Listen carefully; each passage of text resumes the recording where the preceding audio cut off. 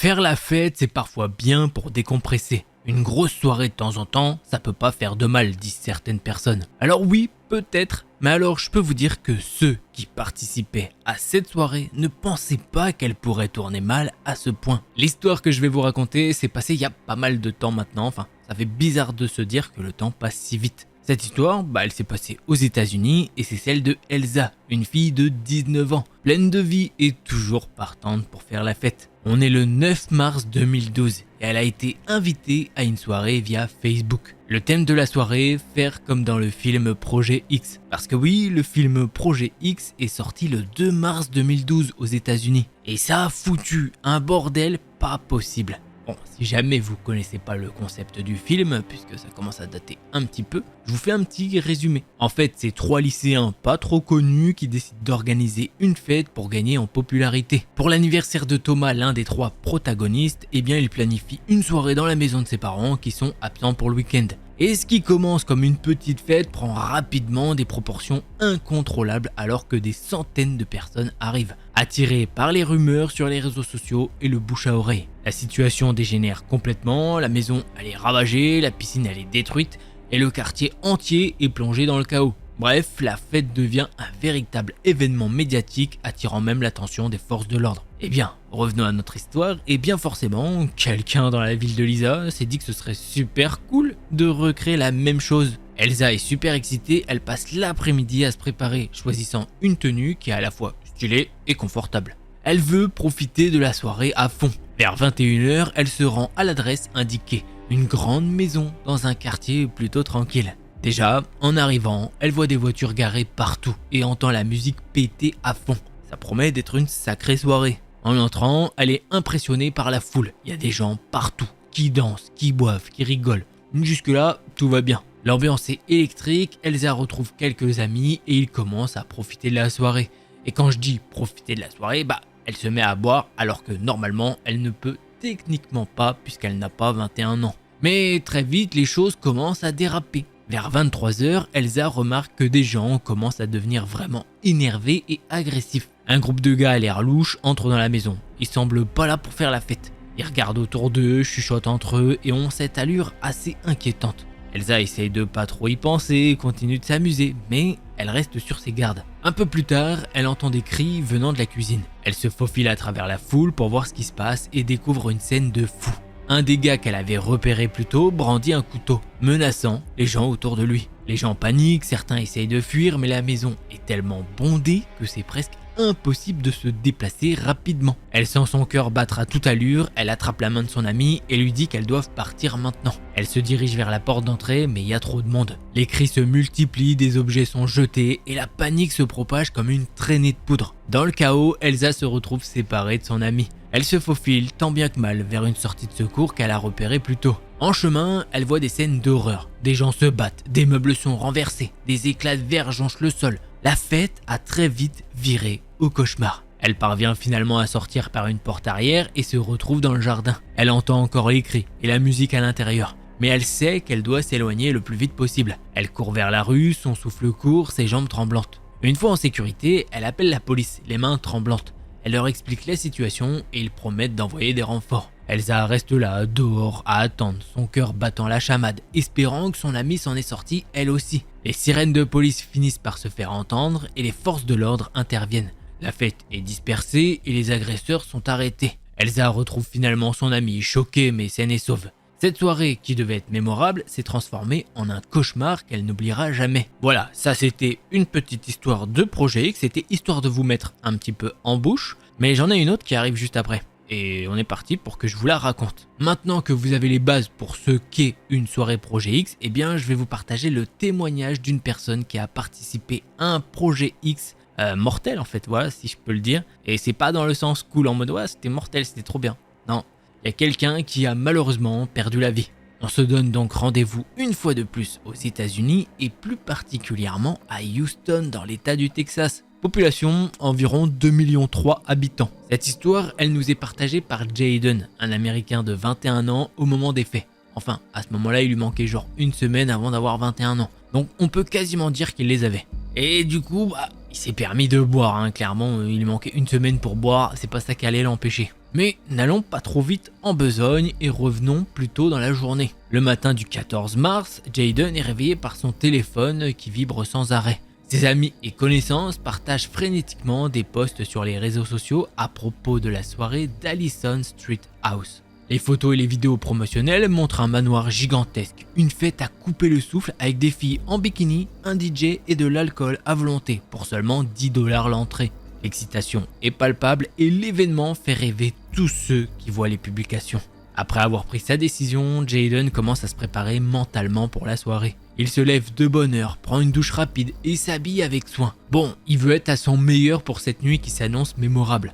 En sortant de chez lui, il prend les clés de sa voiture et se dirige vers le lycée. Sur le chemin, il passe en revue les détails de la soirée avec ses amis par SMS, confirmant les plans et s'assurant que tout le monde est sur la même longueur d'onde. L'anticipation grandit à chaque minute. Au lycée, c'est le même engouement. Dans les couloirs, dans les classes, tout le monde parle de cette méga fête. Les discussions tournent autour de qui va y aller, comment ils vont s'y rendre et les attentes folles qu'ils ont pour la soirée. Jayden écoute ses amis en parler avec enthousiasme et se laisse rapidement emporter par l'excitation ambiante. Cette fête promet d'être légendaire et il sait qu'il ne peut pas rater ça. Au lycée, Jayden essaye de se concentrer en classe, mais c'est difficile avec toutes les discussions animées autour de lui. Pendant la pause déjeuner, il rejoint ses amis pour finaliser les détails de leur soirée. Ils décident de se retrouver chez l'un d'eux après les cours pour se préparer ensemble avant de partir pour Allison Street House. De retour chez lui après l'école, Jayden se repose un moment, puis commence à se préparer pour la soirée. Il vérifie plusieurs fois qu'il a tout ce dont il a besoin. Son portefeuille, son téléphone et bien sûr les 10 $ pour l'entrée, ainsi qu'un préservatif. Parce que oui, il se dit qu'il peut potentiellement conclure dans cette soirée et c'est une option à ne pas négliger. Du coup oui, sortez couverts, vous qui me regardez. Son excitation est à son comble et il a hâte de vivre cette nuit qui promet d'être inoubliable. Avec tout ce qui est en place, Jayden se met en route pour retrouver ses amis, prêt à vivre une soirée comme il n'en a jamais vécu auparavant. Je vais même vous le citer puisque c'est un témoignage. En arrivant sur place, l'ambiance était électrique. Le manoir était encore plus impressionnant en vrai que sur les photos. Il y avait déjà des centaines de personnes, la musique était à fond et tout le monde s'amusait. J'ai rapidement payé les 10 $ pour entrer et je me suis retrouvé plongé dans une atmosphère de fête incroyable. C'était comme une fête sortie tout droit d'un film. Et pour un moment, j'ai oublié tous mes soucis. D'abord, Jayden et son groupe se dirigent vers le buffet, et vous imaginez pourquoi. Oui, prendre une bonne bière posée sur la grande table de la cuisine. Ils se servent de quelques amuse-gueules et échangent des blagues avec des connaissances rencontrées à la soirée. Ils décident de prendre un verre et de se mêler à la foule. Les conversations se passent super bien, si on peut dire, étant donné le bruit qui est vraiment dingue. Et Jayden en profite pour rencontrer de nouvelles personnes et discuter de sujets variés, de la musique au dernier film sorti. À un moment donné, Jayden décide de prendre l'air et de se rendre dans le jardin. Il est étonné de voir une piscine avec des gens qui plongent et s'amusent comme s'il n'y avait pas cours le lendemain. Il reste un moment à regarder, il est choqué parce que les gens font des trucs de fou, ça jette tout et n'importe quoi à l'eau. Pour vous dire, il y a un groupe de mecs qui est en train de tirer un frigo et qui veut le jeter à l'eau. Bref, au passage, un autre gars est en train de cramer une poubelle et pareil, direction la piscine car ça commence à bien cramer. Et après avoir passé un moment à danser et à sociabiliser, Jayden ressent le besoin de se rendre aux toilettes. Il se ferait un chemin à travers la maison animée jusqu'à l'une des salles de bain. Et autant dire qu'il galère tellement il y a du monde. Puisqu'apparemment, selon les autorités et les sources, il y avait entre 300 et 1000 personnes dans ce manoir. Et fun fact, en cherchant les toilettes, il trouve un couple en train de passer du bon temps, avec d'autres personnes qui regardent à côté, ils sont en train de faire quoi. Pour vous dire, Jayden, il s'en souvient très bien de cette soirée, de ce moment-là de la soirée, puisque quand il est rentré dans la pièce, la fille qui était en train de pratiquer l'acte, elle lui a fait un clin d'œil. Voilà, autant vous dire que Jayden, il s'attendait pas du tout à ça. Lui, à la base, il veut juste aller aux toilettes, c'est juste pour préciser. Finalement, Jayden arrive à trouver des toilettes et doit attendre son tour. Il arrive à se soulager et retourne dans la foule où la fête bat toujours son plein. La nuit ne fait que commencer et il est prêt à profiter de chaque instant de cette soirée mémorable à la Projet X. Mais c'est sans compter sur l'intervention des forces de police. Et là encore une fois, je le cite. Vers minuit, les choses ont commencé à dégénérer. La police de Houston est intervenue pour mettre fin à la fête suite aux plaintes des voisins à cause du bruit. Au début, je pensais que c'était qu'une formalité, que les fêtards allaient se disperser sans trop de problèmes. Mais l'ambiance a rapidement tourné au vinaigre. Des groupes de personnes ont commencé à protester contre l'évacuation. J'ai vu certains brandir des armes à feu, ce qui a instantanément fait monter la tension. La situation est devenue incontrôlable en un rien de temps, des coups de feu ont éclaté et c'était le chaos total. Les gens couraient dans toutes les directions, essayant de fuir le danger. Je me souviens de l'effroi que j'ai ressenti en voyant un adolescent tomber au sol, touché par plusieurs balles. C'était une vision d'horreur. J'ai appris plus tard que Ryan Spikes était transporté à l'hôpital Bentop General de Houston, où il y est malheureusement décédé. Cette nouvelle m'a profondément marqué. Ce qui devait être une soirée de rêve s'est transformé en cauchemar. Cette expérience m'a fait réaliser à quel point une fête peut rapidement tourner au drame. Ce n'était pas juste un film ou une histoire qu'on raconte. C'était réel et des vies ont été brisées cette nuit-là. Je ne peux pas oublier ce que j'ai vu et vécu. Depuis ce jour, je suis beaucoup plus prudent quant aux événements auxquels je participe. Autant vous dire que la fête sur Allison Street House, qui promettait tant de plaisir et d'excitation, a laissé une cicatrice indélébile dans la mémoire de ceux qui étaient présents. Et je me dois de parler un peu de Ryan Spikes, l'adolescent qui a perdu la vie pendant cette soirée. Il était à 1 mois d'obtenir son diplôme et il était dans l'équipe de football. Voilà, un jeune qui n'a rien demandé, il voulait juste participer à une fête comme il a pu le voir dans un film une semaine auparavant. Et ça a clairement dégénéré. Alors au montage, je sais pas si je vous ai mis des images, des vidéos de la soirée, comment elle s'est déroulée après. C'est parti en cacahuète, il y avait des choses bien pétées, mais je sais pas. Au montage, je pense que sinon je vais me faire... ils vont me démonétiser encore, ils vont me faire « Oui, Delcor, t'es pas gentil. Allez, donc je sais pas s'il y aura des images, je peux pas vous garantir. Mais bon, si vous avez vu le film Projet X, je pense que vous comprenez que c'était le dawa total. Bon, on va maintenant passer au prochain thread horreur. Alors oui, d'ailleurs, c'était pas forcément... Enfin, j'ai essayé de te l'amener en mode thread horreur puisque c'était un témoignage de quelqu'un. Et j'en ai fait un petit truc, tu vois, je sais pas si tu vois ce que je veux dire. Je sais pas, tu me dis si t'as aimé. Un petit ressenti, parce que c'est pas un vrai thread horreur, si je puis dire, sur Reddit ou quoi. C'est un témoignage que j'ai trouvé, j'ai réussi à te le... à te le goupiller. T'as capté, hein. Allez, prochain thread.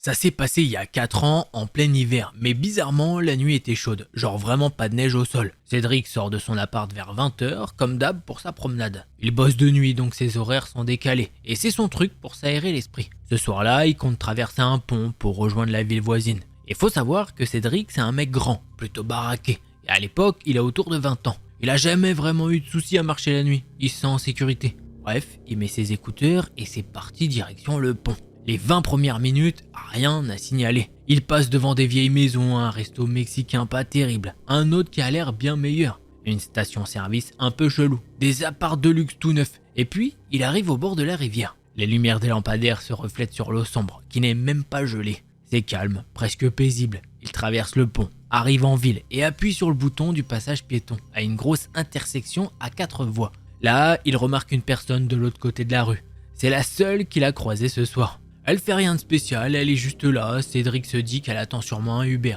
vu qu'elle regarde même pas les feux.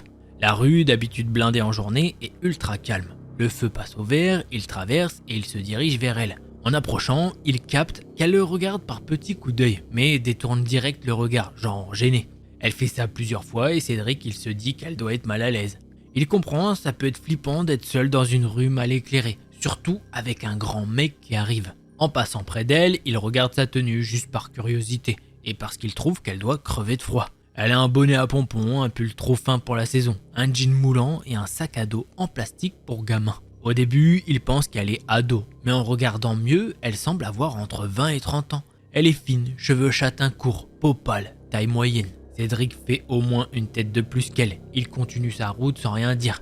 Il traverse le centre-ville. À gauche, à droite, des hôtels qui s'élèvent. Il se dirige vers le parc central. Normalement, il y a plein de monde ici. Touristes, habitants. Mais là, avec la pandémie et l'heure bizarre, il a l'impression d'être seul au monde. Il admire des arbres illuminés, profite du calme. Puis, il se dit qu'il est à mi-chemin. Il tourne autour d'une vieille bibliothèque en marbre et pierre et repart vers le pont. Mais au moment où il tourne le coin de la bibliothèque, il manque de rentrer dans quelqu'un. Et là, il réalise que c'est la même femme qu'il a vue tout à l'heure à l'intersection. Cédric a toujours son casque sur les oreilles, alors il baisse une oreillette et lance un truc du genre « pardon ?» Mais elle, rien, pas un mot. Elle recule un peu, se met sous un lampadaire et évite son regard. Elle fait encore ses petits coups d'œil rapides comme avant. Cédric hausse les épaules, remet son casque, lui fait un signe de tête poli et continue son chemin. Là, il se dit que normalement, elle devrait aller dans la direction opposée, vu qu'ils allaient dans des sens différents tout à l'heure. Mais il y a un truc qui le dérange. un genre de sixième sens qui lui murmure qu'elle ne va pas vraiment par là. Alors, il jette un coup d'œil discret derrière lui et bingo, elle est là, elle le suit. Ses pas sont longs, rapides, elle est bien plus proche qu'avant. Cédric trouve ça étrange mais il garde son calme. Il continue tout en la surveillant du coin de l'œil. Quand il arrive au passage piéton suivant, il s'arrête pour attendre le feu. Et elle le rattrape, passe devant lui et s'arrête aussi, un peu plus loin. Une voiture passe et là elle se met à s'accroupir au-dessus de son sac en plastique, juste à quelques mètres de lui. Elle farfouille frénétiquement dedans, mais en levant les yeux vers lui de temps en temps. Cédric, intrigué, coupe son podcast pour écouter ce qui se passe. Il y a un truc qui cloche. Sa manière de fouiller dans son sac, ça sonne faux, comme si elle jouait un rôle. Ses mouvements sont désorientés, presque mécaniques, et elle regarde à peine dans son sac. Tout ça lui paraît bizarre, et le pire, c'est son insistance à le regarder. Cédric commence à se sentir mal à l'aise. Alors voilà, ça se passe comme ça. Le feu passe au vert, et Cédric commence à marcher plus vite, histoire de foutre le camp. Mais elle est encore plus rapide.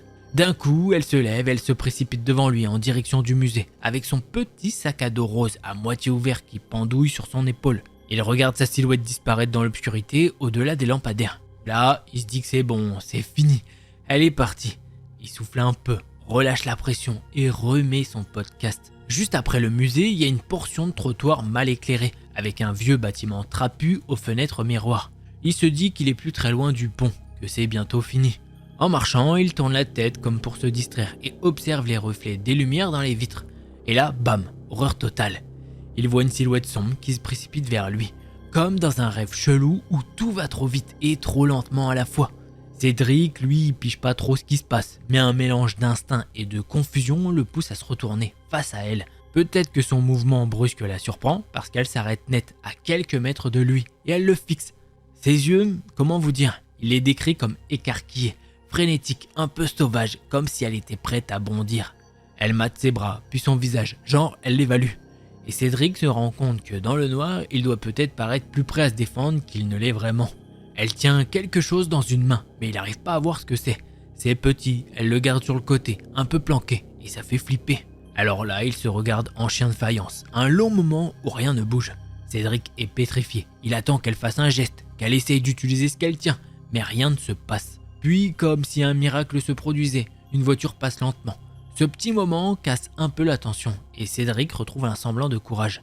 Il enlève un écouteur et il hurle. « Mais qu'est-ce que tu veux ?» Aucune réponse, nada, elle reste là, immobile, à le fixer avec ce regard étrange. Cédric, lui, commence à se reculer, lentement, doucement, un pas après l'autre. Toujours pas de réaction de sa part, il prend un autre pas en arrière et encore un autre. Et là, il se sent suffisamment loin pour faire demi-tour et s'éloigner, mais toujours prudemment. Quand il arrive dans une zone mieux éclairée, il accélère le pas. Il regarde derrière lui et elle est toujours là, figée comme une statue. Puis d'un coup, comme si elle lâchait l'affaire, elle tourne les talons, elle traverse la rue, sans même mater les voitures à grande enjambée. Et elle disparaît au coin d'un immeuble.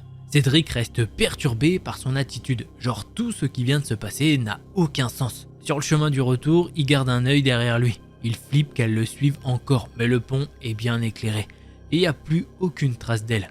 En fait, il n'y a plus personne. Plus de voitures, plus de piétons. Là, il pousse un gros soupir de soulagement. Et voilà, plus rien ne se passe après ça. Mais bizarrement, il appelle pas la police. Il sait pas trop pourquoi en fait. Peut-être le choc, le déni. Il se dit que les flics pourront rien faire, qu'elle est déjà loin, qu'il a pas été agressé vraiment. Il se trouve plein d'excuses. Par contre, une de ses colocataires, elle panique. C'est elle qui appelle les flics. Un policier passe dans le coin, mais évidemment, cette femme n'est plus là. Et voilà, c'est comme ça que se termine ce petit thread d'horreur. Ma foi, très chelou, parce que d'habitude, ce serait plus une femme qui nous raconterait ce thread. Mais là, non, c'est un homme qui subit ça. On sait pas ce qu'elle veut, la frérotte. Elle est là, je sais, ça veut rien dire, frérotte, mais cherchez pas en ce moment, j'ai du mal à parler français, hein, vraiment. C'est frérot, mais avec un te. C'est nul, c'est moche, c'est très moche, vraiment, on va se le dire. Bref, thread de fou. Allez, on passe au prochain.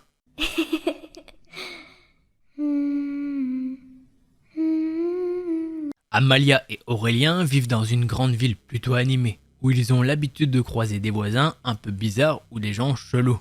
Mais il y a environ un mois, ils ont vécu une expérience qui les a vraiment secoués. Ils viennent tout juste d'en comprendre toute l'histoire aujourd'hui.